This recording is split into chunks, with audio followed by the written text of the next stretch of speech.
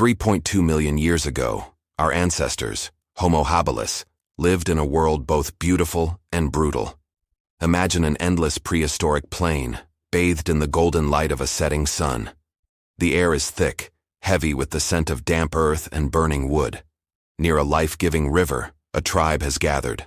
Their simple wooden spears are stacked neatly, their precious fires flickering against the deepening twilight. But tonight, the world feels wrong. An unnatural stillness has fallen over the land. The birds, usually so full of song, have gone silent. Even the wind, a constant companion on the plain, seems to have stopped, holding its breath. The silence is a stretched-out moment of tension, a prelude to something terrible. Then, from the dark, imposing shadows of the forest, a roar shatters the peace. It's a sound unlike any other, deep, guttural, and utterly horrifying. It isn't the familiar call of a saber-toothed cat or a giant hyena. This is something else, something ancient and born of nightmares. The elders whisper its name with a mix of terror and reverence. Ghor'mak, the beast with a human face. Legends passed down through generations describe a creature of pure malice. Its head, a grotesque mockery of a man's, is twisted and crowned with the horns of a predator. Its skin is like rough stone, and its eyes burn with the crimson intensity of molten rock. The stories claim it was born from the earth's fire, a curse sent by forgotten gods to test the courage of the nascent human race. And tonight, that test has arrived. As the last sliver of sun vanishes, true darkness descends, and with it, Ghor'mak comes. The ground trembles with each of its monstrous steps, a rhythmic earthquake heralding doom. The tribe's carefully tended fires shake and sputter, their light seeming to shrink away from the approaching horror.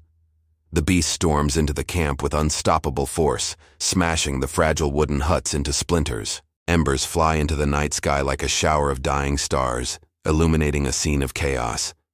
Screams of terror slice through the air as women and children scramble for safety, hiding behind the cold, unforgiving surfaces of nearby rocks. The tribe's hunters, the bravest among them, grab their spears. Their knuckles are white, their bodies tense, but a paralyzing fear holds them in place. None dare to make the first move against this living nightmare, except for one. Tarek, a young hunter whose spirit burns as brightly as the fire in his eyes, steps forward from the petrified crowd. His hands tremble, a betrayer to the calm resolve in his heart. He can hear his father's words echoing in his mind, a lesson from a time that now feels a lifetime ago. Fire makes man more than beast. This wasn't just about warmth or cooking. It was about power, about the tool that separated them from the creatures of the night. With sudden clarity, Tarek acts. He thrusts the tip of his wooden spear into the heart of the central bonfire. The wood sizzles and catches, and soon the point glows like a burning coal, a miniature sun in the terrifying darkness. He turns to face the monster, a lone figure of defiance.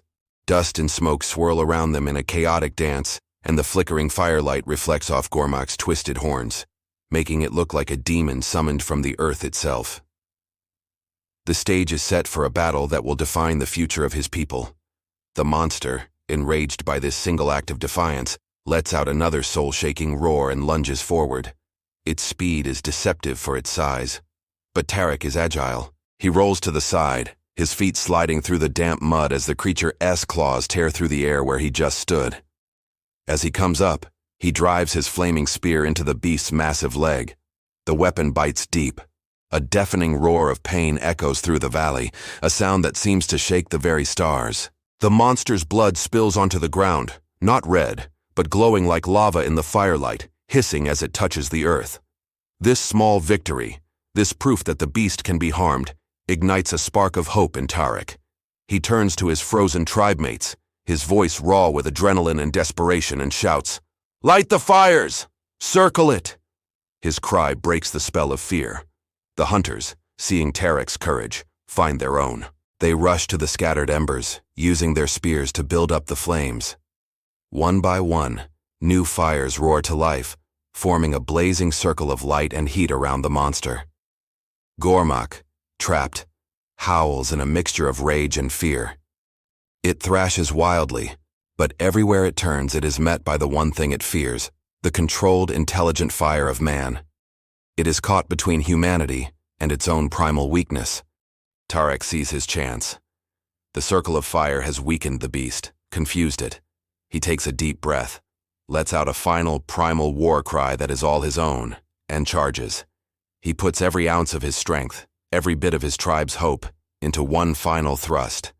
His burning spear, a beacon of human ingenuity, plunges deep into the monster's chest. There is a moment of stunned silence. Ghor'mak staggers. Its burning red eyes seem to dim, the internal fire extinguished. With a final shuddering groan, the great beast collapses, its body falling like a mountain of cooling ash. And then, silence. A profound, ringing silence falls over the valley, broken only by the crackling of the victorious fires. When dawn finally breaks, its gentle light filters through a haze of smoke that still hangs in the valley. The tribe emerges from their hiding places, slowly, cautiously. They gather around the fallen beast, their faces a mixture of disbelief, relief, and awe. The nightmare is over. For the first time in their history, mankind had faced a monster that was more than just an animal, a personification of their deepest fears, and they had won. Tarek stands a little apart from the others, his face streaked with a mixture of ash, mud, and tears. He watches the sun rise, a symbol of a new day, a new beginning. He doesn't speak. He doesn't need to. The ring of fires, still glowing with embers behind him, tells the whole story. It is the story of the first time man stood up to fear itself and refused to back down. From that night on, a fundamental truth was seared into the soul of the tribe. Courage was the first and truest fire of humanity. Thank you for joining us on this journey back in time. If you were captivated by this story of ancient courage, please hit that like button and subscribe to our channel for more epic tales from the dawn of humanity. We'll see you in the next one.